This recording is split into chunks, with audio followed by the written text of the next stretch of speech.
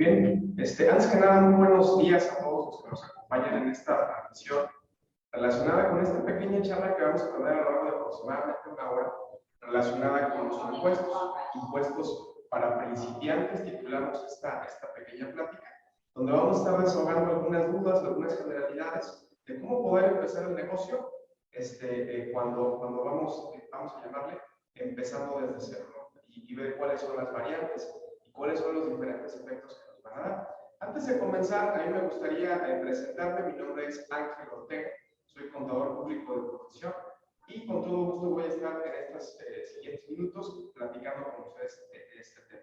Estamos transmitiendo aquí desde Espacio Emprendedor y yo creo que sin otro preámbulo vamos a comenzar con esta parte. Lo único que yo les indicaría es que cuando hay alguna pregunta o alguna duda, con toda confianza enciendan su cámara o su micrófono y la podemos comentar de manera abierta, o aquí nuestros compañeros van a estar atentos al chat para poder trasladar la pregunta y que pueda desahogarse en ese momento. Dicho esto, pues vamos a comenzar un poco con esto que les comentaba, que es esta plática de impuestos para principiantes. Entonces vamos a empezar a ver un poco un temario similar a este que van a tener ahorita en sus pantallas, donde de alguna manera se van a ver algunos aspectos. Es decir, en un primer punto vamos a ver generalidades de cómo son los impuestos, de quiénes tienen los impuestos en nuestro país. Y en un segundo espacio, pues estaremos viendo las diferentes formas que yo puedo tener en el régimen de los impuestos, principalmente en los regímenes principales, como persona física, como persona moral, qué diferencias hay y qué sería lo más conveniente para poder, dependiendo de las circunstancias en las que nos encontremos. Entonces, este va a ser el pequeño temario que vamos a estar desahogando, y sin otro preámbulo adicional, pues empezamos con esta parte. Ahora, esta primera situación tiene que ver con una causal de por qué pagamos impuestos, ¿no? Esta pregunta, sabemos que siempre para el empresario es incómodo el tema del pago de impuestos. A nadie le gusta hacer pago de impuestos, pero es importante conocer dónde tiene su origen el tema del pago de impuestos. En este entendido, bajo esta situación, comentarles que el pago de impuestos tiene su origen justamente en la Constitución Política de los Estados Unidos Mexicanos, en la Constitución de nuestro país, en el cual este artículo 31 de su fracción cuarta, pues establece esta obligación para todos los contribuyentes, para todos los nacionales, para todas las personas que estamos dentro del territorio nacional, de contribuir para el gasto público de la federación, ¿sí? Esto, pues de alguna manera, para sostener un poco el Estado. Ahora, partiendo de aquí, es importante comentar lo siguiente. Dentro de este artículo que tienen ustedes, dentro del cuadro blanco de la lámina que están ustedes viendo, de este artículo se desprenden algunos principios fundamentales que genera la Constitución y que son los que están de alguna manera señalados en el cuadro de color azul. Ahora, ¿a qué se refieren estos principios o por qué se generan estos principios? Porque si bien es una obligación poder pagar los impuestos de todos los ciudadanos, este pago de impuestos no está libre o no está, digamos, a libre albedrío de las autoridades, sino tiene que tener ciertos requisitos para que pueda ser un impuesto válidamente exigible por parte del Estado mexicano. Ahora, estos principios básicamente son cuatro. Es el principio de vinculación al gasto público, es el principio de proporcionalidad, el principio de equidad y el principio de reservar el ley. Sin entrar en tanto tecnicismo, igual vamos a ver un poco a qué se refiere cada uno de estos principios. Ahora, estos son los cuatro principios de las contribuciones. Insisto, no vamos a hablar mucho en todos estos temas, pero sí vamos a decir que en el caso de la vinculación del gasto público, es que estos impuestos que me van a cobrar tienen que venir de alguna manera vinculados al ejercicio del gasto público, es decir, para el beneficio de la ciudadanía en general. Es uno de los primeros principios. Si un impuesto no cubre con este requisito, de alguna manera no estaríamos apegados a la Constitución. El segundo requisito es la proporcionalidad, es decir, esto quiere decir que las personas que cubren de mayores ingresos, teóricamente tendrían que cubrir una cantidad mayor de impuestos. Esto es la proporcionalidad. Otro de los principios es la equidad. ¿Qué quiere decir la equidad? Bueno, si yo estoy en un trato similar con otra persona, pues nosotros tenemos que tener un trato en materia de impuestos similar, ¿de acuerdo? Si yo soy equivalente con otro contribuyente, estamos exactamente en una situación idéntica o muy similar, entonces el tratamiento no tendrá que ser tan diferenciado por parte de los impuestos. Y el otro es el de la reserva de ley. Esto quiere decir que todos los impuestos deben estar contenidos en una ley, ¿sí?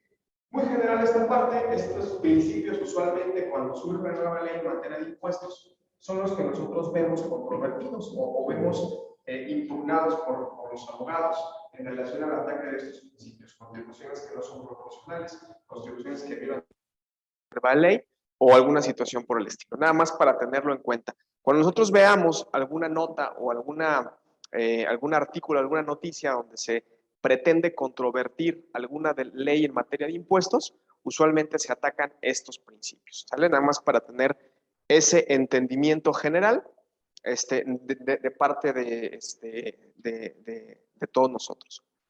Perfecto. Ahora, en el caso de las contribuciones, nosotros vamos a enfocarnos particularmente en dos, que es la del impuesto sobre la renta y la del impuesto al valor agregado.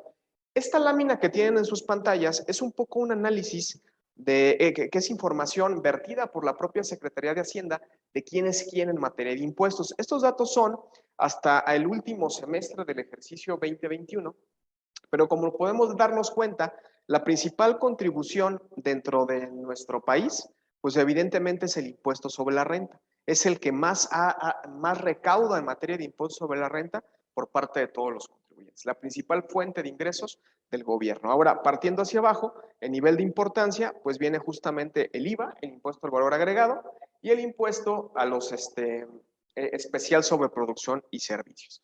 Esta es una radiografía, un dato interesante. Ahora, en el caso del tipo de contribuyente, resulta esto muy interesante porque cuando nosotros vamos a abrir un negocio, nosotros tenemos que ver pues de qué lado estamos. Entonces, si nosotros hablamos que el impuesto sobre la renta es de los principales impuestos dentro de lo que viene siendo la recaudación de nuestro país, cuando nosotros desglosamos por tipo de contribuyente, yo me doy cuenta que el 78% del impuesto sobre la renta o de las contribuciones en general provienen de personas físicas. Provienen de personas físicas por sueldos y salarios, es decir, la base de asalariados.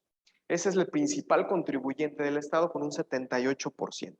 Ahora, el siguiente escalón, pues es el de las personas físicas que no son asalariados, es decir, que no tienen una relación de trabajador-empleado, pero que tienen abierto algún negocio o que tienen algún otro tipo de actividad por la cual pagan impuestos y las cuales representan el 18% de la base de contribuyentes. El otro 4% viene justamente de las personas morales. De ahí es donde viene un poco también ese otro 4%.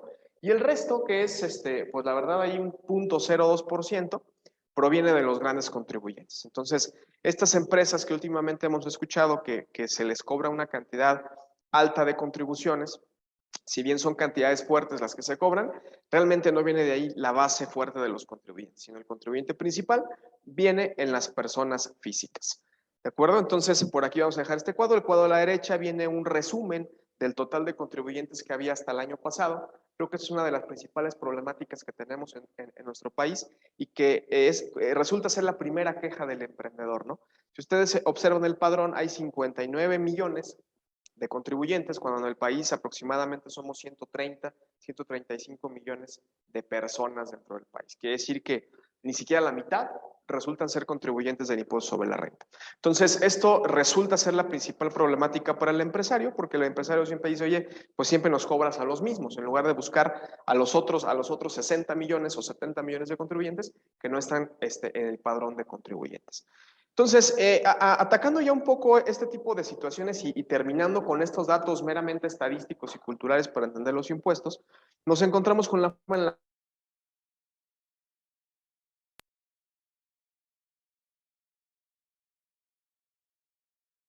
de fiscalización del SAT. La recaudación primaria y la recaudación secundaria, pues evidentemente tiene una diferencia. La explicamos rápidamente. La recaudación primaria es aquella, aquí se explica en la parte de abajo, por cierto, es aquella cobrada con intervención de las autoridades fiscales.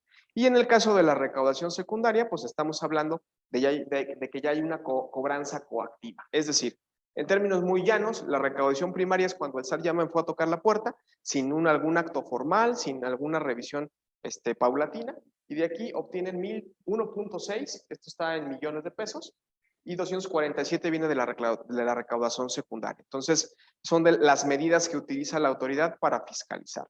Esto de alguna manera viene siendo nada más el costo de la recaudación Una cosa muy importante que nosotros vamos a tener cuando empezamos como emprendedores, pues es enfrentarnos con que la autoridad ya tiene todos los medios electrónicos precisamente no voy a decir probados, pero sí ya muy institucionalizados, y está tratando de cobrar por medios electrónicos. Ahora en enero llegaron multas de manera masiva a todos los contribuyentes con un solo clic a sus buzones tributarios. ¿Esto en qué se refleja? En esta parte que viene aquí, ¿de acuerdo? De la autoridad, de cada 100 pesos recaudado, en el 2017 tenía un costo de 49 centavos para la autoridad llevarse a la bolsa a los 100. A medida de que avanza, ahora andamos en 34. ¿Sí? Un tema nada más ahí lo dejamos como parte de un dato para que ustedes puedan conocer de alguna forma esta parte. Ahora, en el conjunto de leyes lo que regulan a los emprendedores o que nos van a regular al momento de aperturar un negocio, tenemos varias disposiciones. Como decía, la ley del impuesto sobre la renta y la ley del impuesto al valor agregado en una primera instancia. Sin embargo, existen algunas otras regulaciones, como lo son la ley del impuesto especial sobre producción y servicios, particularidades como la ley del impuesto sobre automóviles nuevos, leyes a la importación o a la exportación y otras disposiciones de carácter estatal como lo son impuestos a la nómina o algunas otras contribuciones similares. Dentro de todo este marco que estamos nosotros estableciendo aquí es donde al momento de abrir mi negocio pues voy a entrar justamente a este universo de disposiciones, ¿sí? Que es muy variado y que sí es importante poder pues apoyarnos en alguien. Ahora, empezando un poquito por esta parte, el régimen de sueldos y salarios, como yo les comentaba hace un momento, puede ser o es el más numeroso en cuanto a contribuyentes. Ahora, ¿cómo funciona este régimen de asalariados?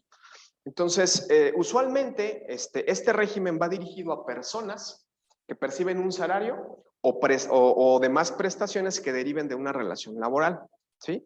Sin embargo, bueno, nosotros como emprendedores realmente es un régimen que no tenemos una injerencia porque no percibiríamos en teoría ingresos por este rubro, al menos no en principio.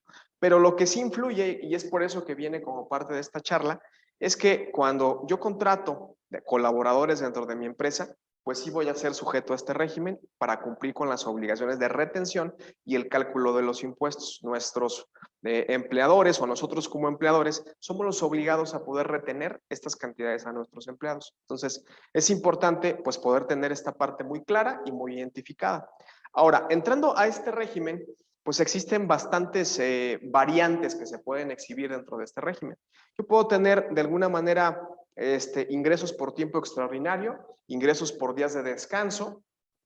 En este régimen debo de pagar un aguinaldo una vez que yo contrato, por ejemplo, a un trabajador, además de pagarle sus prestaciones, debo de darle un aguinaldo. Este aguinaldo para el trabajador usualmente no paga impuestos hasta 30 días de salario de ese trabajador o particularmente la UMA, ¿no? Que es una unidad de medida que se refiere.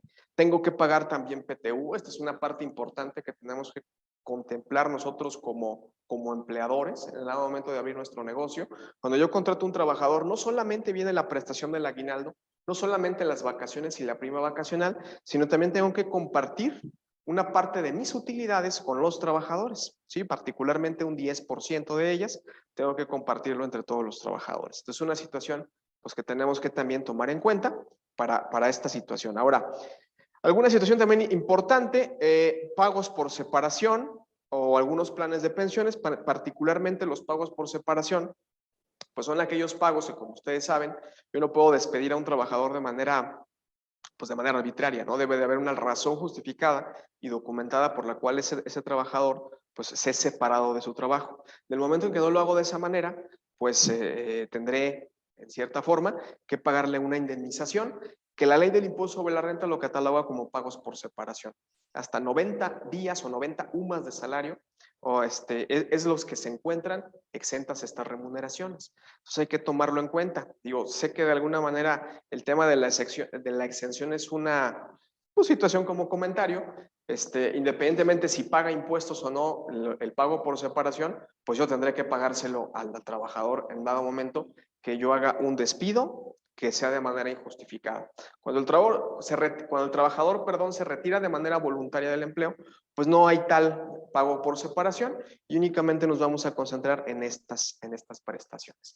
Un tema que tendremos que tener muy importante. Nosotros como patrones, como empresarios, como empresa, tendremos que hacer el cálculo de cada una de estas variantes y retirarle al trabajador el impuesto que le corresponda. Es un tema importante. Ojo, si yo no lo hago, si yo no le quito al trabajador el impuesto correspondiente, yo como el empleador, como el patrono, como la empresa, me vuelvo solidariamente responsable con el trabajador. De tal manera que si la autoridad viene a tocarme las puertas y me dice que no retuve de manera correcta el impuesto sobre estas prestaciones, seré yo quien de mi bolsa tenga que pagar esas prestaciones. Entonces, este tema tiene que estar muy cubierto. Probablemente 2 o 3 trabajadores no sean representativos en cuanto al monto que se retiene, pero probablemente trabajadores ya como de 100 o de 150 se vuelve una carga adicional para la empresa este tipo de cuestiones. Y cada falla en este rubro representa un detrimento a las utilidades que va a generar el negocio. Por eso tendremos que estar muy atentos a este tema de los impuestos, ¿de acuerdo? En particular en la nómina. Ahora, en el caso de los trabajadores, nosotros como patrones, como empresas, nosotros tendremos que realizar el cálculo del impuesto anual a cada una de las personas. Nosotros mes a mes vamos reteniendo a la persona, a nuestros colaboradores, una determinada cantidad. En el pasado mes de febrero, enero y febrero, lo que se hace es un cálculo ya de manera anual, juntando todas las prestaciones del trabajador, y tenemos que determinar para el trabajador si el trabajador le resultó una cantidad a favor o le representó una cantidad a cargo. Una vez que hay una cantidad hacia el trabajador que no le retuve por alguna circunstancia o le retuve de menos, en el mes de febrero tengo que retenérselo, puede ser diciembre, enero o febrero, y tengo que entregarlo, eso sí, dentro del mes de febrero. ¿De acuerdo? Esta parte de los trabajadores. Ahora, hay algunos trabajadores que están obligados a presentar su declaración anual. Nosotros no hacemos ese cálculo. ¿Cuáles son? Aquellos que excedan de ingresos de 400,000 pesos al año. ¿Sí? Aquellos que ganan más de 400,000 pesos, ellos están obligados a hacer su declaración anual. ¿Sí? Naturalmente, sin que yo les diga, yo al momento de empezar a hacer el cálculo no hago el de él porque él está obligado a presentar su declaración anual. Y otro de los supuestos son aquellos que voluntariamente quieran hacer su declaración anual. ¿Por qué quisieran hacerlo? Pues porque evidentemente al momento de presentar la declaración anual existen algunas deducciones que vamos a ver más adelante, pero son denominadas deducciones personales. Que estas deducciones, al incluirse yo como trabajador dentro de mi anual, lo que me logra es que recupere una cierta cantidad de los impuestos que me estuvieron reteniendo en todo el año. Sin embargo, única y exclusivamente estoy dispensado cuando yo tenga el documento por escrito del trabajador donde me diga que él va a presentar su declaración anual. En este caso, si el trabajador le retuve de menos o le retuve de más, yo no tengo que preocuparme por hacer ese ajuste al final del ejercicio. ¿De acuerdo? Entonces, no sé si hay una pregunta en el chat. ¿No? Ok. Entonces, sigamos. Si hay alguna pregunta, reitero, adelante y con toda confianza lo podemos desahogar en ese momento. ¿Sí? Entonces, aquí vienen algunos supuestos, no me voy a meter mucho en esta situación. Sin embargo, también hay otra cuestión que es muy interesante. Normalmente cuando yo contrato a algún trabajador, normalmente este trabajador, sobre todo esta razón del centro, son los supuestos, eso que vienen en los cuadros, en los cuales el trabajador se encuentra obligado por sí mismo a presentar su declaración anual. Uno de los más comunes es, como les comentaba, del centro. Probablemente yo trabajo, no sé, por las mañanas en alguna empresa, en alguna situación, y por las tardes usualmente tengo un negocio. O además de contar con mi empleo por la mañana o todo el día inclusive, a lo mejor me dedico a obtener ingresos por arrendamiento, ¿sale? Esto, al momento de que yo ya tengo 2 fuentes de ingreso diferentes, en ese momento yo ya como trabajador tengo la obligación de presentar mi declaración anual, de tal manera que si yo ubico a algún trabajador dentro de mi empresa que además tiene alguna otra actividad y está dado de alta en el SAT por esa actividad, por supuesto, fuera del tiempo de trabajo, ese trabajador no tendría que calcularle ningún impuesto, sino será él mismo el que tendrá que realizar el cálculo de su contribución y presentar su anual, particularmente ya en este mes de abril. Creo que está muy oportuno porque justamente el mes de abril próximo es cuando se empiezan a presentar estas declaraciones y es muy importante tener en cuenta pues quién la va a presentar y quién no la va a presentar como parte de sus obligaciones. Ahora, esta es una tabla que es con la que se calcula justamente el impuesto de las personas físicas. Por ejemplo, es una tabla que va desde un límite inferior, perdón ustedes, hasta un límite superior de ingresos. Es decir, yo tengo que posicionar el ingreso que yo percibo dentro de esta tabla. Esta tabla es con montos anuales, hay que decirlo, pero yo empiezo a posicionar mi ingreso dentro de las dos primeras columnas. Y dependiendo del ingreso que tenga, bueno, pues será el impuesto que tengo que pagar. Por eso, de alguna manera, hay una pregunta muy común que te dicen, oye, ¿cómo me conviene más pagar mis impuestos? ¿Como persona física o como persona moral? Y la pregunta es, pues depende, ¿no? Depende mucho de qué nivel de ingresos tenga. Por ejemplo, un negocio con ingresos superiores a 3.800.000 pesos de ingreso anual, no de ganancia, simplemente es de venta, estaría pagando tasas de 34, 35% cuando las personas morales pagan tasas de 30%. Entonces, ahí como que ya no me conviene mucho. Ahora, hay otra situación también interesante con el tema de pagar impuestos con las personas físicas. Las personas físicas pagan sus impuestos dentro de 8 secciones diferentes. Si tengo ingresos por salarios, por actividades empresariales, por arrendamiento, por enajenación de bienes, etcétera. ¿Qué es lo que sucede? Que de manera individual, cada régimen paga haciendo un cálculo como si fuera el único y no toma en cuenta todos los demás. ¿Qué es lo que sucede? Les pongo un ejemplo muy claro de un trabajador de un negocio que pues su empleador le dice, oye, te voy a dar un incremento de salario, ¿no? Entonces esta persona decía, bueno, yo percibo al año probablemente 115,000 pesos, vamos a llamarlo así. Yo percibo al año 115,000 pesos. Y entonces al año, pues el patrón le da un incremento de 25,000 pesos. Entonces, eso me da que ya esté ganando 40,000 pesos. ¿Qué es lo que sucede? Que al momento que le dan esos 20,000 pesos, pues escala de renglón y ahora viene acá y en lugar de pagar un 10.88 paga un 16%. Entonces resulta una situación muy extraña porque esta diferencia de 6 puntos porcentuales al impuesto no solamente va agravando el incremento de 20,000 pesos, sino va agravando los 115,000 que ya estaba pagando.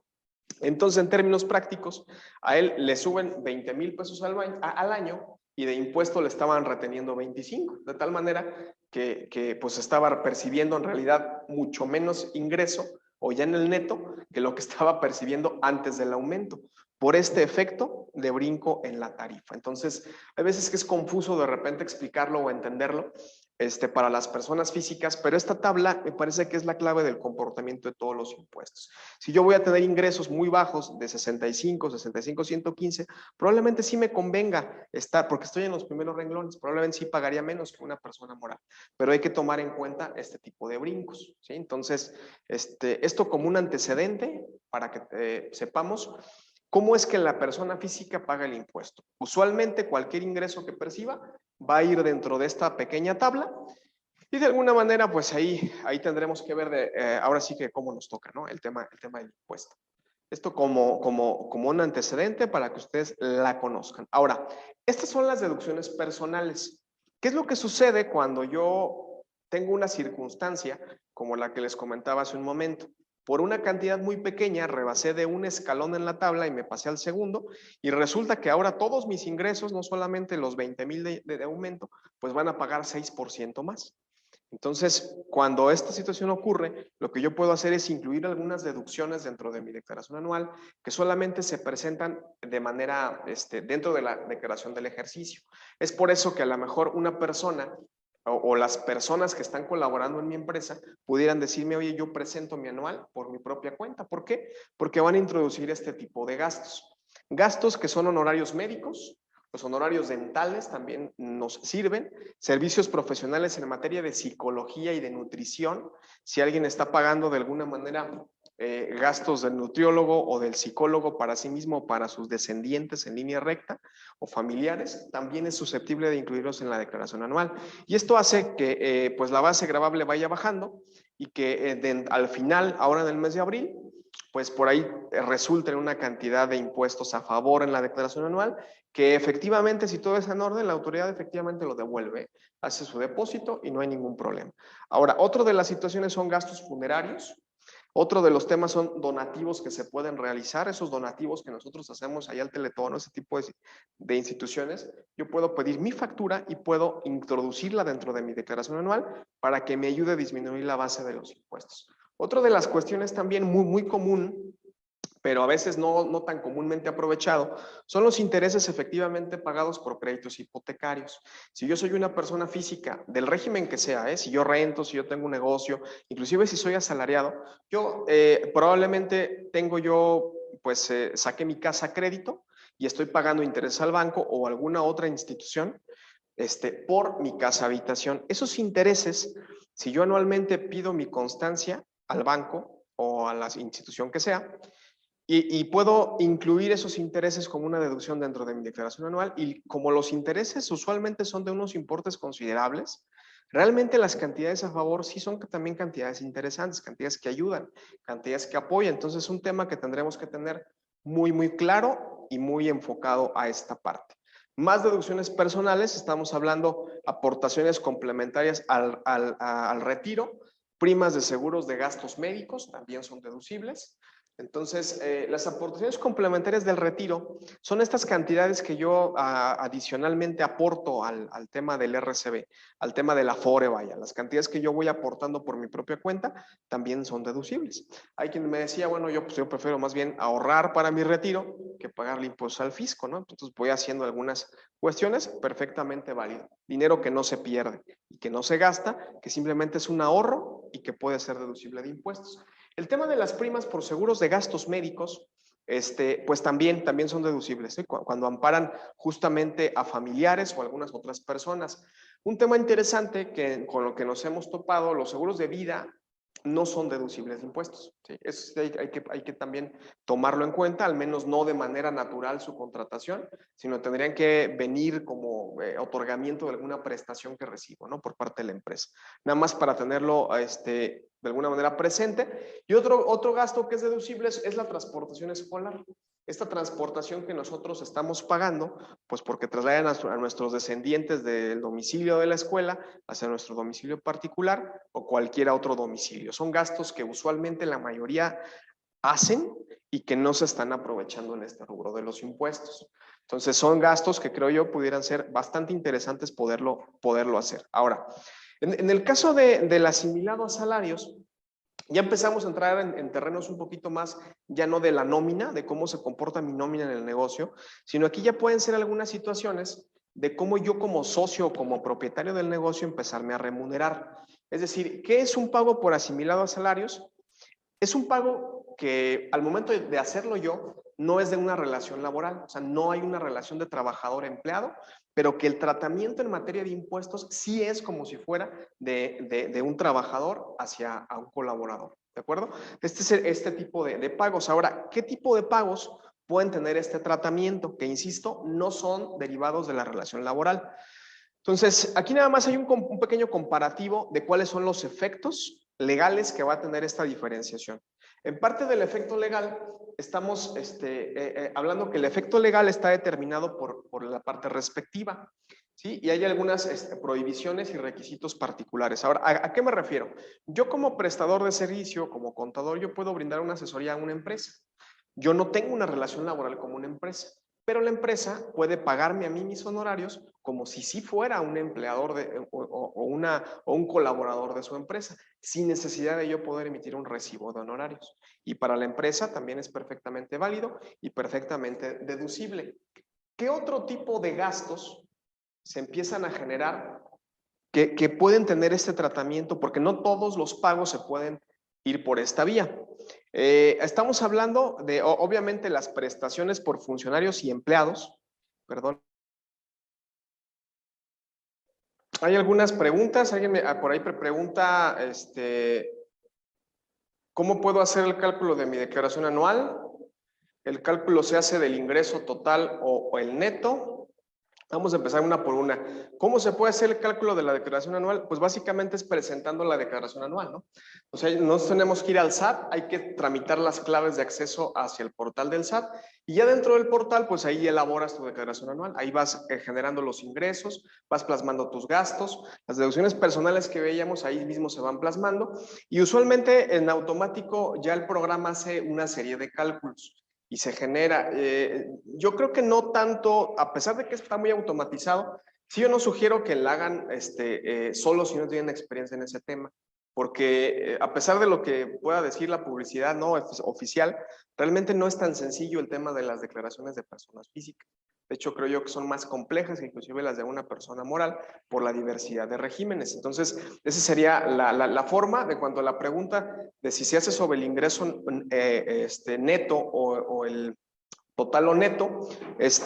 Usualmente los cálculos o la base en la cual vamos a aplicar la tarifa, creo que iba por ahí la pregunta, es el importe del ingreso que yo percibo menos los gastos que sean deducibles que estoy ejerciendo, y es sobre la diferencia. Entonces hablaríamos que sería sobre la base, sobre una utilidad particularmente de esta parte. Luego dice por aquí cómo le hacemos para ahorrar para el retiro en lugar de pagarle al fisco. Pues básicamente, como les comentaba, se supone que en el caso del Seguro Social, cuando yo soy, digamos, un colaborador de una empresa, lo que sucede es que mi empleador recauda de parte de dinero propio del empleador y parte de mi dinero, recauda las cuotas para que van para el retiro y las entrega. Para poder ir nosotros a hacer una aportación voluntaria, tengo que acercarme yo como derechohabiente al Seguro Social y ahí solicitar el hacer una aportación adicional. Normalmente en el Seguro Social lo que hacen es que me dan una línea de captura o una forma de pago, concurro al banco y hago el pago del banco en efectivo. Tendremos que revisar una vez que hacemos eso los estados de cuenta que llegan de la Afore, por ejemplo, para verificar que se haya aplicado adecuadamente ese depósito. Y con ese comprobante de pago es conforme yo efectúo la deducción que les comentaba hace un momento con esta parte. Me parece, hay otra pregunta también de Elizabeth Alanís. ¿Es obligatorio que un contador firme mi declaración? Además, ¿puedo incluir la hipoteca? No es necesario que un contador firme la declaración. De hecho, quien firma la declaración es el propio contribuyente a través de la firma electrónica. Realmente el contador lo único que hace es la integración de toda la información, que esté correcta, que esté adecuada, y nada más. Ese es el envío. Pero realmente la firma, el autor material del envío es el propio contribuyente. Así como que, ojo, con toda la responsabilidad que se deriva de lo que se mande en esa declaración, que también es ahí importante. Me parece que ya son todas las preguntas. Entonces, si son todas estas las preguntas, yo creo que vamos a continuar. Les comentaba yo de estos pagos que son por asimilados, y entonces aquí es donde empezamos nosotros a tocar terrenos ya como del emprendedor. Por ejemplo, usualmente la persona que tiene un negocio, pues anda en su negocio y dice, oye, ¿y yo cómo le voy a hacer yo para sacar impuestos? Perdón ustedes, para sacar dinero de mi propio negocio, porque finalmente yo necesito algún ingreso para poder sobrevivir en el día a día, para efectuar el gasto de la comida y cosas por el estilo. Entonces, hay una situación aquí que son los rendimientos y anticipos que se obtienen de sociedades o asociaciones civiles. Por ejemplo, si mi negocio, como el caso particular, por ejemplo, de las firmas de abogados, las firmas de contadores o inclusive los estudios de arquitectos, usualmente están conformados con sociedades, no tanto de producción, pero sí sociedades de tipo civil. ¿Sí? El despacho de abogados SC, cosas por el estilo. Entonces, ¿qué es lo que ocurre aquí? Que yo como socio de ese despacho, yo puedo retirar una cierta cantidad de recursos y el tratamiento que va a tener ese retiro de recursos, pues va a ser como un ingreso asimilado. ¿Qué quiere decir en términos muy generales? Si yo voy a retirar de mi despacho quizá 10,000 pesos mensuales, yo lo que hago es que retiro esos 10,000 y la propia sociedad tiene que elaborarme mi cálculo como si fuera un trabajador. Por eso la denominación de asimilado a salario. Te dice, mira, te voy a dar 10,000, pero voy a hacer el número y esos 10,000 van a pagarte 1,000. Te quito los 1,000 y te entrego nada más físicamente en tus manos 9 y estos 1,000 yo los pago al SAT como impuesto a cuenta tuya.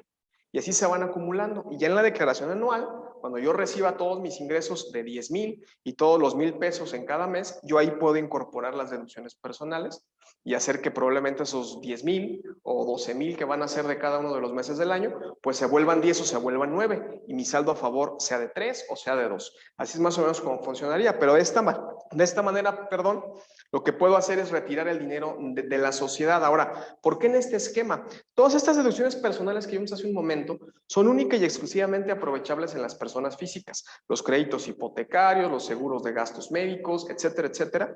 Todo ese tipo de consultas que únicamente son en las personas físicas. Si yo saco la factura de la hipoteca de mi casa y la pongo en la SC de mi despacho, no sirve de absolutamente nada, no es deducible. Por eso la razón de en una primera instancia poderle yo hacer llegar dinero a la persona física, que por supuesto va a generar un impuesto, pero al final del ejercicio el impuesto lo voy a recuperar, ¿sí? Al final ese impuesto va a quedar ahí en stand-by pues un tiempo, pero al final lo voy a poder recuperar, pero en la sociedad civil no lo voy a poder ya recuperar. Entonces es un poquito el juego que tenemos nosotros que tener. Hablaban por ahí de los análisis de laboratorio. Los análisis clínicos también son deducibles. Lo que no es deducible son los medicamentos. El medicamento que compran en la farmacia no es deducible para que ni siquiera lo facture. Entonces, lo que sí es deducible son esos medicamentos que van ya incluidos en la consulta médica, los que me suministran, pero que realmente lo que me cobran es un poco la consulta. Ahora, también viene esta situación que resulta interesante porque yo como dueño de una empresa, por ejemplo, usualmente el propio dueño pues es el director de la empresa. Entonces es normalmente la persona que tiene en sus manos la administración. Entonces cuando yo le pago a este miembro de administración, porque también se paga, normalmente cuando es mi propia empresa es muy común que tú andas por ahí trabajando y andas haciendo las funciones directivas, pero nunca te asignas un salario y por eso también se cobra. Entonces, si yo tengo mi empresa y si yo hago la función de director, yo tengo sin ningún problema el derecho de poderme fijar un emolumento, que es el término correcto, pero básicamente es un salario por mis funciones como directivo. Y esas funciones tienen este mismo tratamiento y así también me puedo llevar un poco parte de no de las utilidades, pero sí de hacerme llegar de un flujo de efectivo constante para los gastos personales que tenga que hacer. Una vez que ya tengo mis honorarios en mi bolsillo, yo puedo efectuar este tipo de erogaciones de tipo personal y puedo recuperar parte del impuesto que estoy pagando en la sociedad. Es una de las vías que a lo mejor podemos generar aquí. Ahora, hay bastantes situaciones también que son interesantes.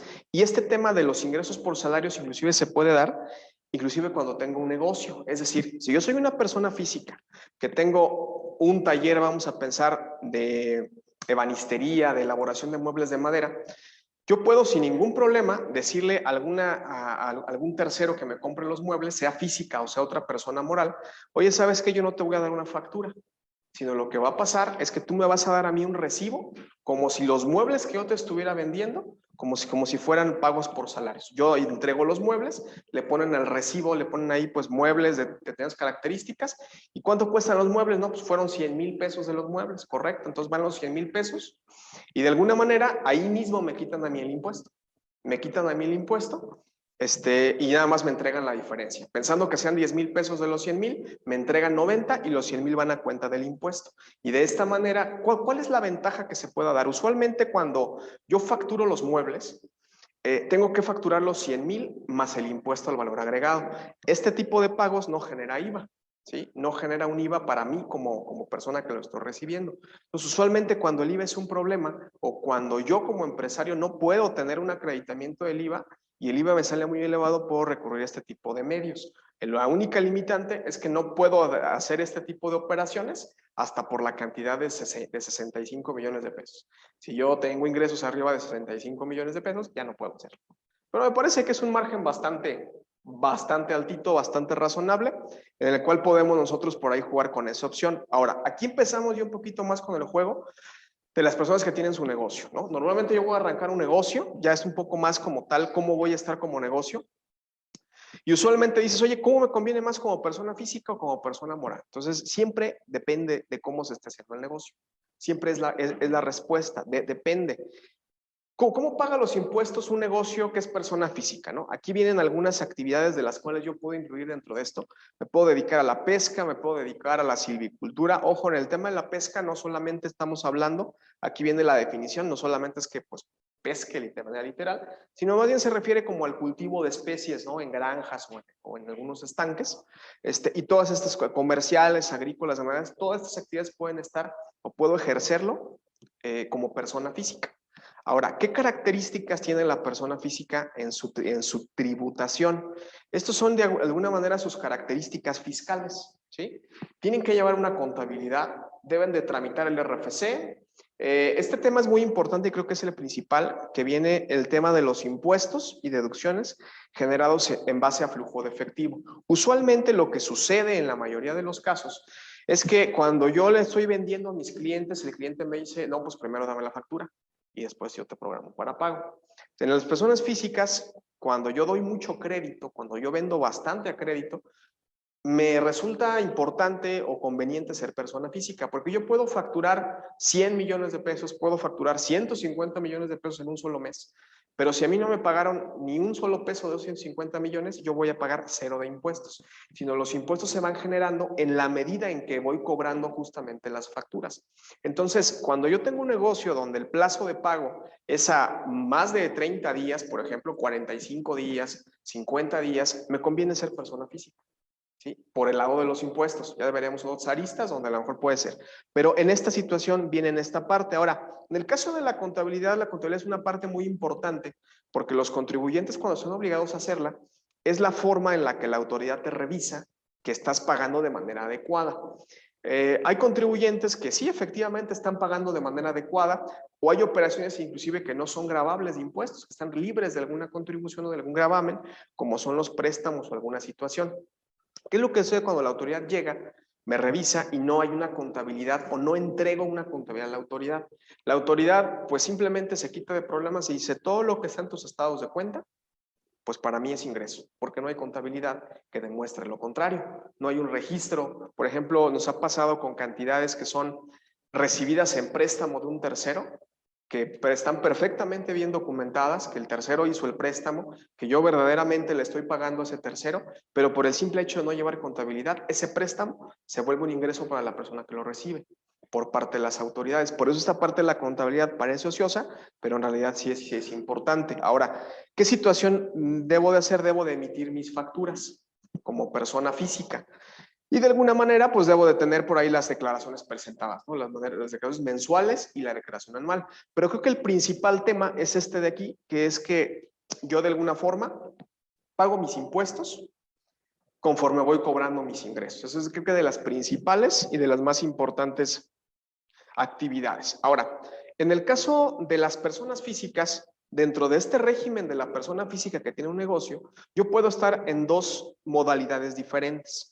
Una que es el denominado régimen general, vamos a llamarlo, que es como el del contribuyente más grande, pero luego viene este régimen simplificado de confianza, ¿no? Donde este régimen es nuevo, este régimen entró en vigor en el ejercicio 22 a partir de enero y es un régimen que tiene características interesantes, pero no cualquiera puede estar en este régimen. Pero les comento, si yo tengo ingresos, ventas en el negocio de hasta 3.5 millones de pesos, yo puedo estar en este régimen. Ahora, no puedo ser socio de otra empresa. Está pensado para empresarios que van apenas empezando. O sea, ¿qué es lo que es la lógica de la autoridad? Te dice, mira, si tú ya tienes una empresa y formas parte de ella, tú ya no eres un empresario tan pequeño, tú ya tienes un grado, vamos a llamarle de conocimiento empresarial un poquito más arriba que los demás. Entonces está pensado para quien va empezando, quien es persona física, jamás hasta participado en una sociedad y aquí de alguna manera, ¿no? Hay casos en los que están en la sociedad y a lo mejor se salen, y entonces ya pueden tener su negocio de manera individual y sí pueden andar en esta parte. Pero aquí es muy importante tomar en cuenta esta situación. Ojo, en el caso de los ingresos o los impuestos aquí, no importa mucho cuánto gaste. ¿Sí? O sea, no importa si yo tengo un rendimiento alto, un rendimiento bajo, si tengo un montón de facturas, si no las tengo, porque el ingreso se paga basado en una cuota fija que va desde el 1% hasta el 2.5% directo sobre el ingreso que yo vendo. Y se acabó, nada más. O sea, si yo vendo 1 millón de pesos, el 1% sobre el 1 millón de pesos y eso es lo que estoy pagando. Ahora, es una tasa muy atractiva porque estamos hablando de que alguien que vende 3,5 millones de pesos en un año, pues pagaría durante ese año pues 2.5% sobre los 3,5 millones. Y la verdad es que sí queda una cantidad importante, ¿no? Una cantidad importante fuera del tema de los impuestos. Ahora, ¿cuál es la situación con este régimen? Que ese impuesto que yo voy a pagar de ese 1.5%, 1%, 2%, dependiendo, ya no acepta ningún otro beneficio fiscal. ¿Y a qué me refiero particularmente con el beneficio fiscal? Con las deducciones personales. ¿Sí? Usualmente el SAT publica una especie de como guía y te dice, mira, determinadas facturas esto es nuevo también, es a partir de este ejercicio, van o son compatibles con determinado tipo de régimen. Entonces, las deducciones que veíamos como de gastos médicos, como seguros, como aportaciones a retiro, como los intereses del crédito hipotecario, ya no pueden entrar aquí, porque entonces, pues eso haría que si yo ingreso estas deducciones, pues me regresen el 2.5 o el 1 o el 2 que pagué, ¿no? Y entonces ya resulta que pues no pagué absolutamente nada, o resulta que la base gravable fue mínima. Entonces la autoridad te dice, pues es como una moneda de cambio, ¿no? Tú quieres el 1.5%, el 2 o el porcentaje que sea directo sobre el ingreso y nos vamos ya a dormir todos, o quieres irte al otro régimen y entonces ahí sí hacer cuentas con las deducciones y meter tus gastos, etcétera, etcétera. Ya dependerá mucho de cada quien cómo se genera esta situación. Hay de repente contribuyentes que dicen, oye, pues a mí me cuesta mucho trabajo que voy empezando, administrativamente se me complica. Creo que este puede ser el camino siempre y cuando podamos entrar. Hay contribuyentes que hay un poco más de experiencia en este tema de los negocios, en sacar la factura, en cosas por el estilo, y ahí sí la sugerencia es que se vayan al otro. Es más difícil controlarlo, ¿por qué? Porque tengo que estar pendiente de que me den la factura, de pagarla con el cheque, de hacer todo este tipo de cuestiones, pero sí me da un mayor margen de herramientas para poder controlar de mejor manera el impuesto. Viene como que junto con pegado, pero depende de cómo quiera yo ejercer un poco el tema del negocio, ¿no? Yo creo que para los que van comenzando, creo que este es un régimen excelente, creo que es muy bueno, creo que les va a dar muy bien para lo que ustedes tratan de hacer, y nada más lo único que hay que tener en este régimen es un control muy estricto de las facturas. Hay prohibiciones muy fuertes para la cancelación de las facturas aquí, fuertes en el sentido que te pueden sacar del régimen. ¿Sí? O sea, haces una cancelación de alguna factura indebida y te sacan del régimen y te vas a pagar como el otro. ¿Sí? Y ojo si no pediste facturas, porque si no pediste ninguna, allá ya no va ni es el 1.5, ya vimos, puede llegar hasta el 35%. Y ahí sí, si no tienes factura, no hay. ¿Sí? Entonces se vuelve un tema muy gravoso cuando vienen estos cambios. Es un buen régimen, pero muy restrictivo. Otro tema que tienen que cuidar, las declaraciones tienen que estar presentadas siempre en tiempo y forma. Si hay declaraciones omisas, la autoridad se percata y te las requiere, también te saca del régimen y te pide los pagos en el otro régimen de manera importante. Entonces es un buen régimen, pero hay que andar, pues ahora sí que bien, ¿no? Hay que andar en orden en este régimen, porque sí nos puede generar alguna otra situación. ¿Qué circunstancias puedo deducir en aquellos regímenes que me permiten deducciones? Pues esta parte de aquí.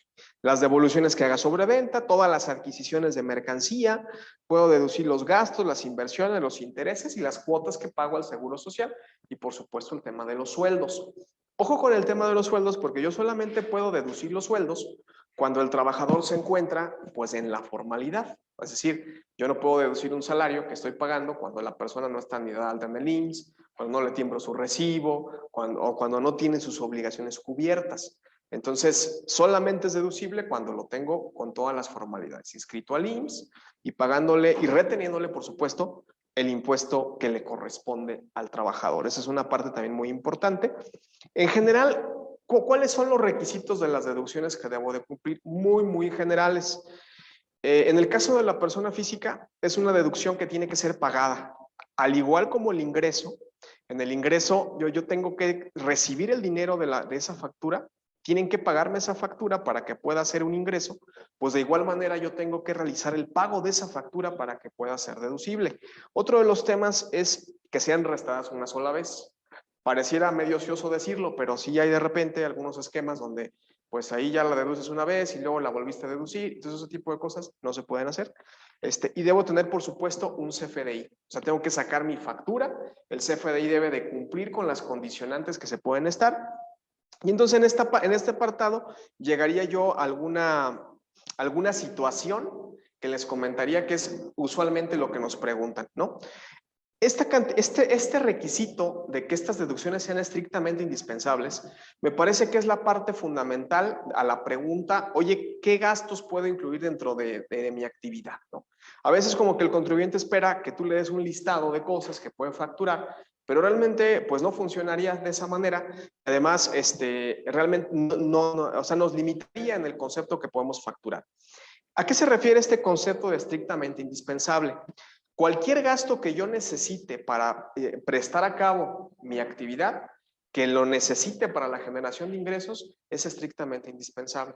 Inclusive en algunos giros que pareciera de alguna manera un poco ilógico, por ejemplo, en el caso de dentistas o de profesionales de la medicina, de repente se compran una tele como esta que están ustedes viendo y preguntan, oye, ¿y esta tele es deducible? Yo creo que no, ¿verdad? Porque pues esa tele yo no la necesito para efectos de poder cambiar un diente o poder generar una consulta. Yo les digo, bueno, pues depende, ¿para qué quieres la televisión? Ah, es que tengo una sala de espera en el consultorio y pues ahí paso yo unas especies pues, de películas o lo que sea mientras espera el siguiente paciente. Pero por supuesto que es perfectamente deducible la televisión. Depende mucho de cómo se vaya a generar. Ahora, luego hay cosas más, digamos, un poquito más complicadas. Me dicen, oye, me voy a ir a Ixtapa o me voy a ir a una determinada playa. ¿Ese gasto es deducible o no es deducible? Bueno, pues depende. Es indispensable para tu actividad, para el desarrollo de la actividad. Sé que puede parecer medio ocioso el tema de que decir, oye, pues si va a la playa, pues no, obviamente no es para la actividad, pero depende, porque de repente me dicen, es que me voy a la playa a un congreso. Ah, ok, entonces cambia un poco el tema, cambia un poco el sentido. Obviamente tienes que acreditar que hubo un congreso allá, no nada más de que te vayas allá, sino debe de haber un pago de una conferencia, de algo por el estilo, y esos gastos perfectamente son deducibles. Entonces, depende del contexto. Y diría yo, depende también de qué tanta creatividad le pongas al tema, ¿no? Entonces hay quien dice, oye, pues medio la despensa, como que me suena como que yo tengo la despensa de la oficina para que todos tomen galletas cuando tengo visitas. Depende también de un poco, por eso es muy complicado tener una relación de gastos. Por eso más bien es, pues tú piensa en todos esos gastos que tú efectúas para que pueda ser deducible esta parte. Ojo nada más en esto, me voy a regresar un poco. Estos porcentajes de inversión son interesantes. Cuando yo empiezo a comprar, porque de repente escucho contribuyentes, oye, ¿sabes qué? Me sale mucho impuesto. Entonces, lo que voy a hacer es que, creo que hay una pregunta, vamos a desahogar la pregunta. Ajá. ¿Aquí vienen las preguntas? Ah, perfecto. Dice,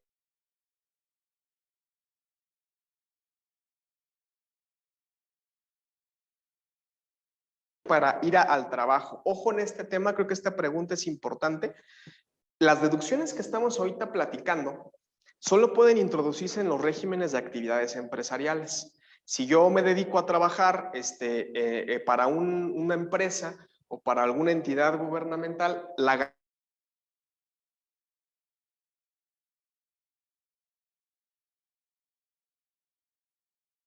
del psicólogo, intereses por créditos hipotecarios, gasto funerario, donativos, son los únicos gastos que a mí me sirven como ser dentro del régimen de los sueldos y salarios. Si yo, por ejemplo, quiero deducir el tema del combustible, pues yo tendré que darme de alta en otro régimen y sí me sirve, por supuesto, el combustible, siempre y cuando se cumplan algunas situaciones muy obvias, siempre y cuando tenga un vehículo a mi nombre, porque si no, pues entonces ¿a qué le pongo gasolina?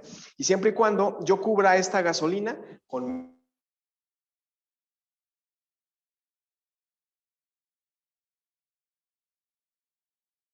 es una pregunta muy interesante porque en primera instancia, respondiéndola de manera directa, es únicamente sobre el ISR. Anteriormente, en el régimen que desapareció y que vino a ocupar el lugar del régimen de este reciclo o régimen simplificado de confianza, lo que ocurría es que el régimen anterior al que sucedió era el régimen de incorporación fiscal y ahí sí tenía beneficios en tema de IVA. Pero ahora cuando se abre este régimen, pues ya no hay boleto de cambio. El IVA lo tengo que pagar de manera directa, de acuerdo a al IVA que yo generé por parte de mis ventas, menos el IVA que yo de alguna manera logré pagar dentro de mis costos. Esta pregunta de Samantha me parece muy interesante.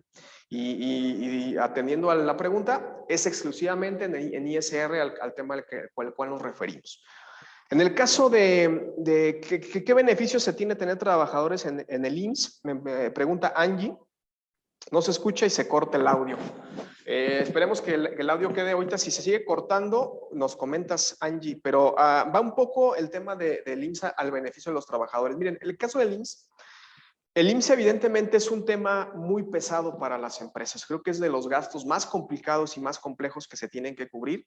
El IMSS aproximadamente te incrementa el sueldo en aproximadamente un 30%, sumándole justamente a eso pues los gastos como indemnizaciones que podemos pagar, aguinaldo, PTU, etcétera. Es decir, se vuelve un tema, la formalidad de la nómina se vuelve muy complicado. Particularmente en el tema del seguro social, Entiendo que es un tema muy complejo pagar un 30% más de cuota de seguro social, pero el beneficio que yo te comentaría sería, te quitas de problemas en el negocio. Y te voy a contar algunos casos muy particulares. Hay algunos casos en los cuales las empresas tienen al trabajador pues laborando dentro de sus instalaciones sin un aseguramiento. Desafortunadamente hay casos donde el trabajador, en función, por ejemplo, de la actividad que desarrolla, como por ejemplo una actividad de construcción, por decir un ejemplo, ¿no? Entonces resulta que a un trabajador algún día se le cae un tabique en la cabeza, no traía el casco. Entonces el trabajador queda en un estado, vamos a llamarle, de incapacidad. O sea, el golpe en la cabeza le afectó, no podía ya moverse, no tenía una movilidad, quedó con una especie de daño en esa materia. Ok, como el accidente fue derivado del trabajo, en materia laboral tú tienes una responsabilidad con ese trabajador. Entonces, yo he escuchado más de algún abogado de esos asuntos, decir, ¿sabes qué? Lo mejor que te puede pasar, aunque suene duro, pues es que el trabajador pues se nos vaya a descansar. Porque si el trabajador queda en un estado imposibilitado para trabajar, tú como patrón tienes que pagarle una indemnización o una pensión durante el resto de su vida, durante el tiempo que dure. ¿Quién paga esa pensión si está asegurado? El Seguro Social. El Seguro Social es que paga la pensión. Y la pensión del trabajador no se te escapa si no lo tienes asegurado, sino que el riesgo se traslada al patrón de manera directa. Los seguros lo único que hacen es trasladar el riesgo, ¿no? Si yo choco mi vehículo, pues yo tengo que arreglarlo si no tengo un seguro, pero si yo tengo un seguro, traslado ese riesgo al seguro y él es quien de alguna manera lo atiende. El Seguro Social es exactamente lo mismo. ¿Sí? En el caso del Seguro Social, opera de manera igual. Creo que ese es el mayor beneficio. Como cualquier seguro, cuando no te sucede una situación como la que yo te estoy comentando, pues nunca lo ves necesario. Pero cuando ya te ocurre algo, créeme que no hay nadie que tengan trabajadores fuera de Seguro Social. Inclusive hay empresas que te dicen, si tu trabajador no está aquí dado de alta, no lo dejo pasar. ¿Sí? Hazle como quieras, pero no pasa si no tiene su seguro social. Es por este tipo de circunstancias, ¿no? Entonces, espero haber respondido la pregunta, espero que se haya escuchado bien, si no, por ahí nos comentas.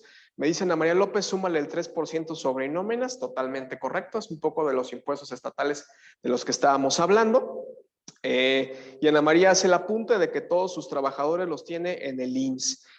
Pues la verdad, muy bien, muchas felicidades, es una excelente práctica. Créeme que es bien pesado cuando llega el IMSS y lo tienes que pagar en ese momento, pero cuando algo te ocurre, de verdad que agradeces infinitamente tenerlos asegurados, ¿sí? Entonces, es, digamos, parte de la ventaja de Seguro Social. Y además te voy a comentar algo, además de la ventaja, complementando un poco la pregunta, es genuinamente darle al trabajador un beneficio adicional.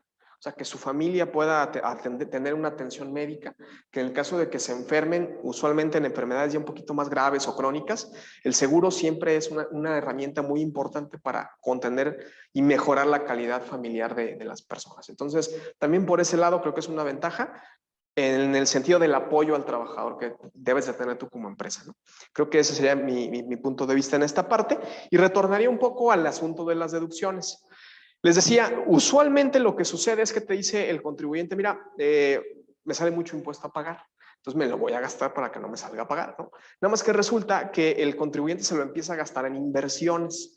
Inversiones me refiero como escritorios, como mobiliario, como vehículos, por ejemplo, como otro tipo de circunstancias que usualmente sí son deducibles, pero no de manera inmediata. Normalmente las inversiones van en un porcentaje. Por ejemplo, si yo compro una mesa o un mobiliario y me gasto 100,000 pesos en ese mobiliario es deducible a un 10% cada año. ¿Qué quiere decir? Quiere decir que me gasté 100,000 y que en el año solamente voy a poder deducir 10. Y entonces me quedé sin dinero y me quedé sin un pago de impuestos. ¿Por qué? Porque pues obviamente los 100,000 pues me generaron nada más una deducción de 90 y se abre un hueco por ahí de una utilidad de 90. Entonces es importante también analizar qué es lo que voy a gastar, o sea, qué es lo que estoy realizando en el caso de gasto, en el caso, por ejemplo, de equipos de cómputo. La deducción es un poquito más rápida, hablamos de un 30% máximo, es decir, una computadora que yo compré hoy, podré deducirla 30% en cada uno de los años que puedo hacerlo. ¿Sí? Entonces, este tipo de circunstancias, pues es importante tomarlo en cuenta, porque a lo mejor el contribuyente nos pasa que va y hace una erogación, se gasta todo su dinero, o todas sus utilidades se las gasta en comprar bienes de este tipo y resulta que solo pueden aplicar un porcentaje de deducción del ejercicio.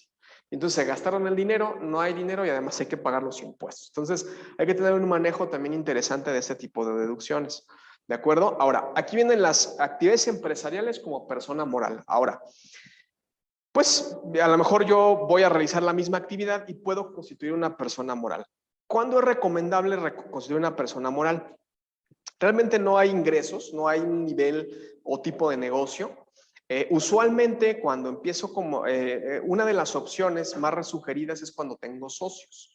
Cuando ya hay 2 o 3 personas involucradas con intereses distintos, ya es sugerible empezar a pensar en una persona moral. Hay negocios que se pueden hacer como persona física. Por ejemplo, nosotros sugerimos mucho los negocios en la vía de la copropiedad.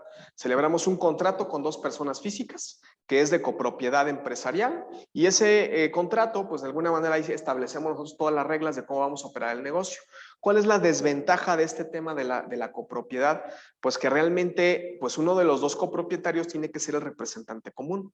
A nombre de esta persona salen las facturas, a nombre de esta persona es quien se factura. Y entonces resulta que el negocio pues se va quedando al lado de una persona, nada más, ¿no? Entonces de repente nos ha tocado casos muy lamentables donde los 2 copropietarios o socios, que en el mejor de los casos hicieron contrato y si no nada más así de palabra, se pusieron de acuerdo y uno se dio de alta cuando el negocio es de 2 personas. De repente se enojan y la persona a la cual salieron todas las facturas, pues es quien acredita la propiedad de todos los bienes y de la gran mayoría del negocio, a nombre de quien están celebrando los contratos, y entonces ya una persona se queda fuera. Entonces hay que evaluarlo. Cuando ya hay más de un socio y quiero cuidar mi patrimonio, lo recomendable es una persona moral. Uno de los parámetros que pueden ustedes tomar es el nivel de inversión del proyecto, por ejemplo. O sea, proyectos ya de una inversión, que esto es muy relativo, ¿no? Hacia cada empresa, pero ya cuando la inversión para mí es una inversión fuerte, una inversión que ya es un riesgo importante, sí la sugerencia es vete por una persona moral, porque la persona moral tiene sus propias cuentas, no está a nombre de ninguno de los 2 socios, está a nombre de la propia persona moral y evidentemente dentro de las reglas o estatutos de la persona moral, yo puedo generar pues todas las reglas necesarias, tanto como inclusive firmar cheques de manera mancomunada, por ejemplo. O sea, yo no puedo ir como socio de manera individual a ir a abrir una cuenta o a retirar el dinero, o a abrir más cuentas, o a cerrar esa cuenta y abrir. No, o sea, tengo que ir con mi socio, tenemos que ir los 2 juntos, los tenemos que firmar para hacer cualquier movimiento. Y eso te ayuda muchísimo a poder tener un control con tus recursos y que de alguna manera la inversión que tú estás haciendo se encuentre de manera más segura. ¿Por qué doy este antecedente? Porque usualmente cuando ustedes van a ver algún negocio, sí, la pregunta es, oye, ¿y qué impuesto, qué sociedad me conviene más para pagar menos impuesto? Pero esa no es la primera pregunta, esa es una pregunta secundaria. Lo primero que tenemos que garantizar nosotros es el patrimonio, el tema patrimonial, y luego entonces empezar a revisar cuál es la mejor opción fiscal, que es la que me conviene.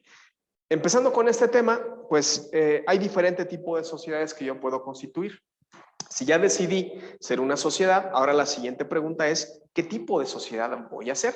Y hay de diferentes tipos. Las más comunes son las sociedades anónimas, las de responsabilidad limitada, las sociedades, asociaciones civiles y sociedades cooperativas. Hay algunas otras que ya no son tan, de alguna manera, sociedades tan comunes. Yo diría que la más común es la anónima y la sociedad de responsabilidad limitada, y por ahí se cuela un poco la sociedad civil, la asociación civil, pero una de las principales ventajas es que el patrimonio como persona física no está en riesgo, o sea, mi patrimonio personal. Y les doy un ejemplo, si yo tengo un negocio, del que sea, del que ustedes me digan, como persona física, puede ser que algún día tenga algún problema con algún proveedor. Oye, ¿sabes qué? Por alguna razón, por tema de pandemia, por la razón que tú quieras, se me complicó realizar el pago al proveedor, de tal manera que tengo una deuda muy fuerte con el proveedor. Bueno, pues el proveedor puede de alguna manera solicitarme en la vía judicial el pago, es decir, puede demandarme el pago.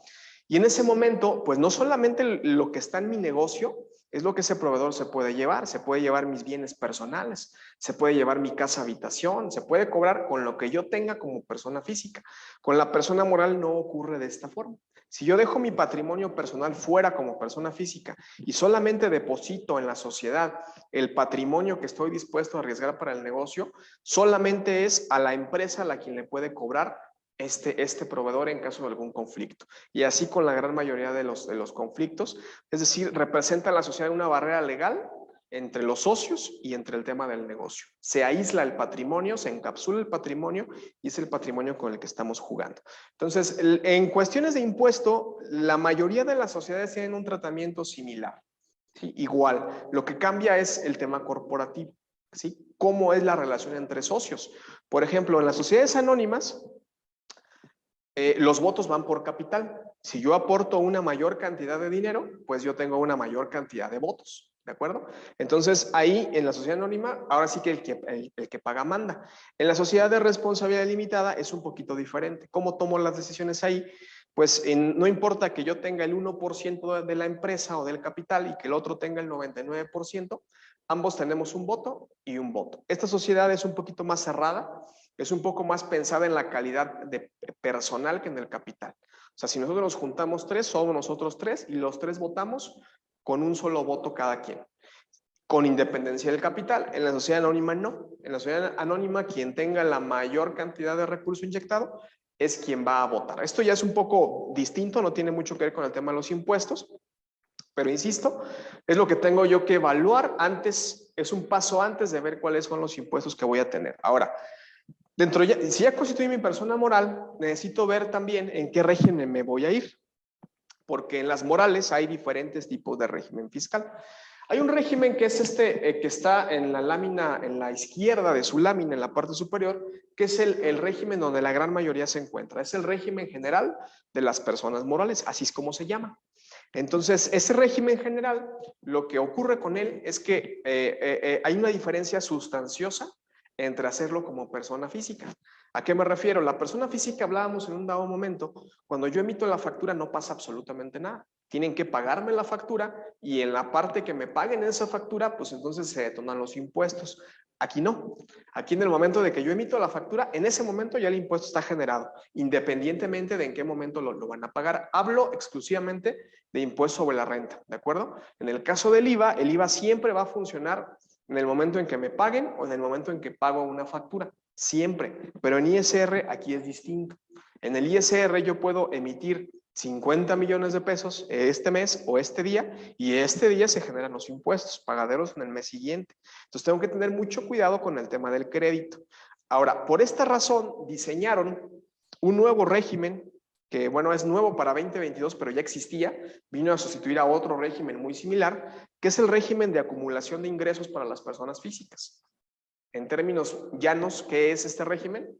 Yo soy una persona moral, pero voy a pagar mis impuestos como persona física, el momento en que me paguen. No importa que emitan las facturas.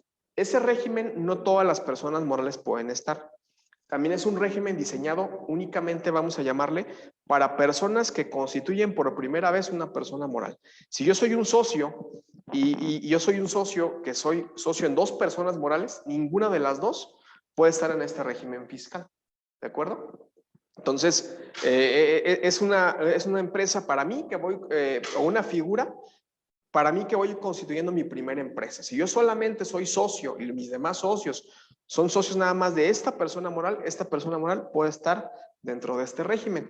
Y en algunos casos especiales, donde yo me dedico a actividades primarias, que son estas de este lado, actividades agrícolas, ganaderas o silvícolas, en ese entendido, yo puedo estar en ese otro régimen, que es un régimen interesante porque tiene una tasa no del 30% que es para la de Morales, sino del 21%. Y además, puedo tener una exención de impuestos hasta por una cantidad de ingreso percibido como de aproximadamente 6.8 millones de pesos en la otra sociedad.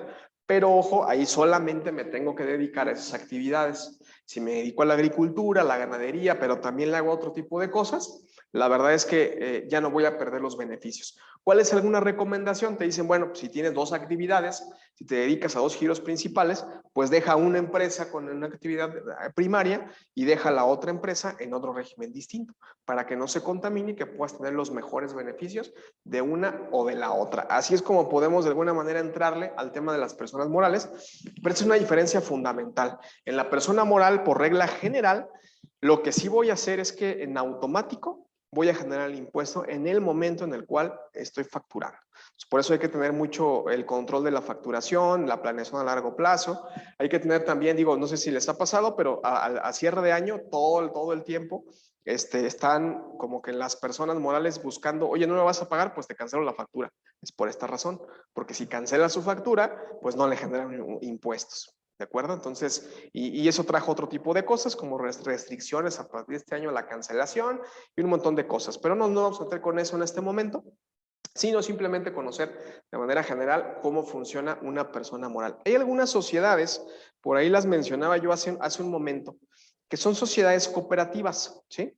Que son estas de acá, y otras que son personas morales con fines no lucrativos. Si yo me dedico a una actividad, vamos a llamarla altruista, una actividad que de alguna manera pues no tenga un fin de lucro, como usualmente son las fundaciones, yo puedo estar en este título de persona moral con fines no lucrativos. ¿Qué quiere decir?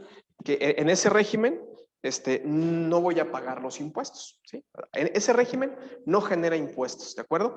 Al menos impuestos propios. Obviamente las retenciones de terceros, esas sí se tienen que pagar. O sea, si yo tengo trabajadores, pues yo cuando les pague les voy a quitar su impuesto. Ese sí tengo que pagarlo, pero no es impuesto mío, es impuesto del tercero. Entonces, este régimen es muy importante para este tipo de sociedades que tienen estos fines, ¿no?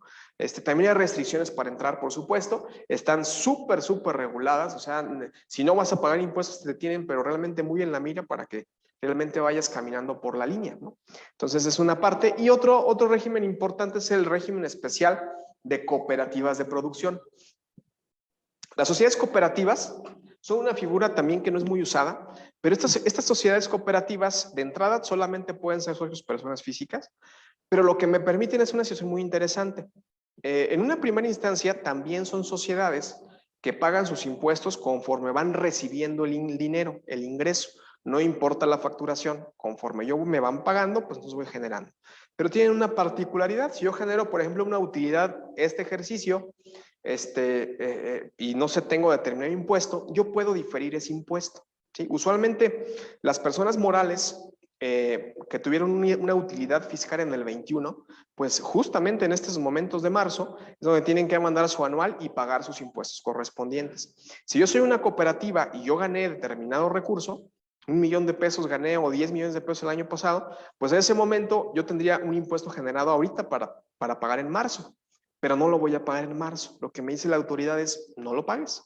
Y ya me lo vas pagando cuando tú como socio retires las utilidades.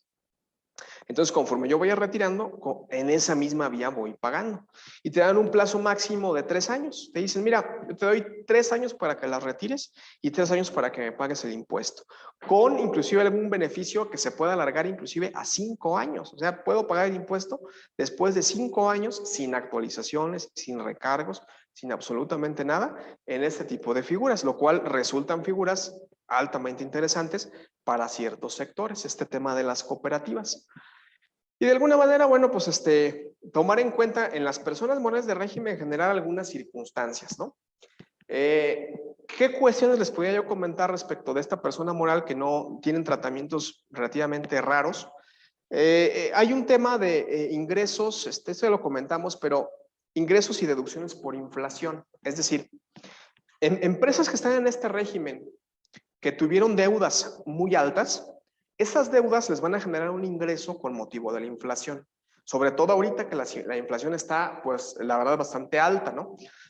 ¿Cuál es la lógica de este tema, no? Si yo pedí prestado 1 millón de pesos y tardé en pagarlo 1 año, pues ese 1 millón de pesos, una vez que lo pague después de 1 año, no va a alcanzar para comprar las mismas cosas con ese 1 millón de pesos por el efecto de la inflación, porque todo sube, vaya, pues, ¿no? Como todo sube, pues realmente yo cuando le pague a mi acreedor, en realidad le voy a pagar en términos monetarios un poquito menos. Probablemente con lo que compraba ese 1 millón de pesos cuando me los prestó, cuando se los pague, probablemente ya va a comprar algo de 900,000 pesos, ¿ok?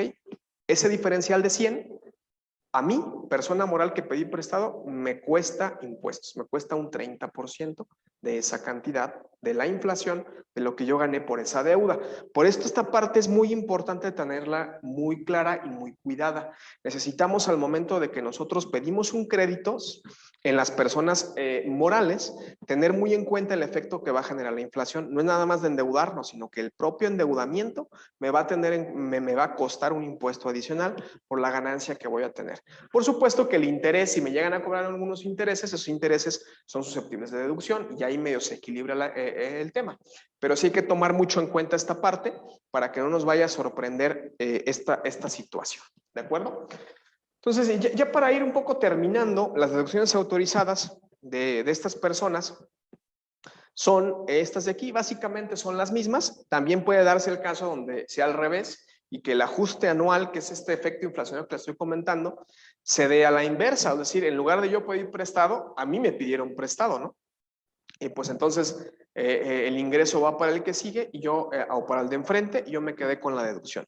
De los temas importantes aquí es, en las personas físicas, el inventario es deducible. Lo que compro para inventario es deducible. En la persona moral, no.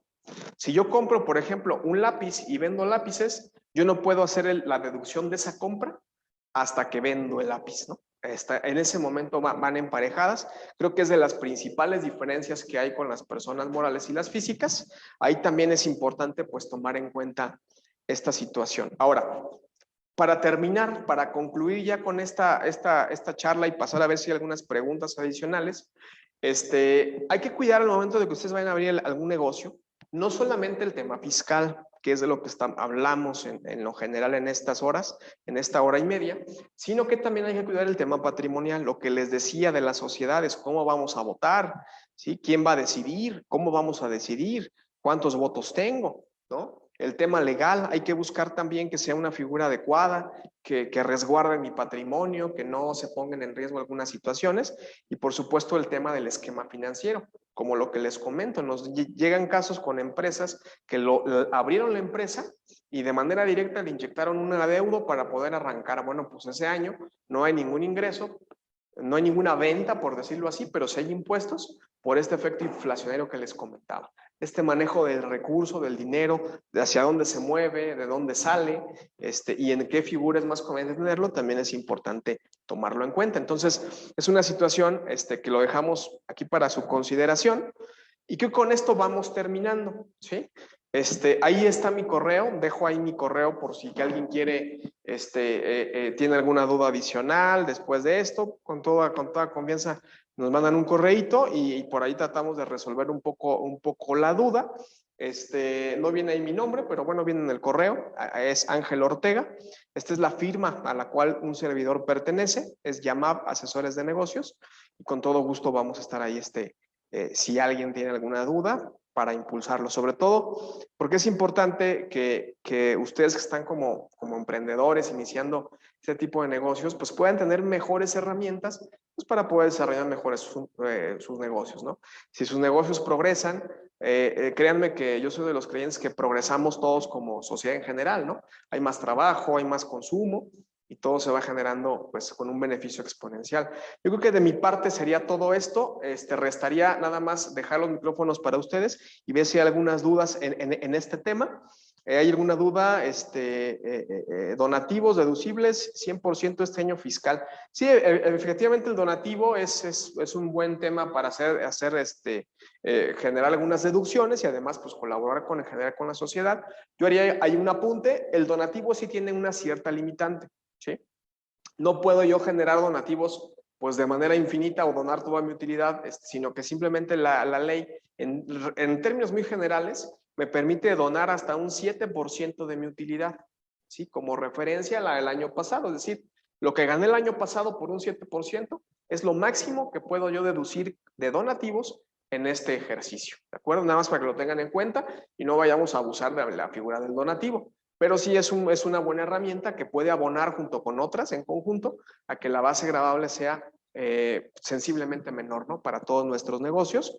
Ana María, que le gustó mucho la exposición, pues muchas gracias. Muchas gracias, Ana María. Y sí, efectivamente, 7% de la utilidad para personas físicas. Fuera de esto, pues me quedaría yo, las personas morales también 7%, Ana María, también igual, es 7%, sobre la utilidad tanto en físicas como en morales. Ambas tienen esa limitante, para tenerlo ahí en cuenta. Y pues bueno, nada más, no sé si hay alguna duda adicional. Yo agradecería bastante pues su presencia, haber aguantado aquí todo este tiempo, hasta el final. Y si hay alguna duda o alguna situación, pues con todo gusto, ahí está mi correo, no hay ningún problema. Si hay alguna duda, alguna pregunta, alguna duda así como estas que estábamos viendo aquí, pues con todo gusto lo atenderemos en esa vía, en la vía de ese correo. Si no hay alguna pregunta adicional, pues yo me despediría. Nuevamente agradezco a todos ustedes su tiempo y esperemos vernos pronto nuevamente aquí en Espacio Emprendedor. Mi nombre nuevamente, Ángel Ortega, y que tengan un excelente día. Hasta luego.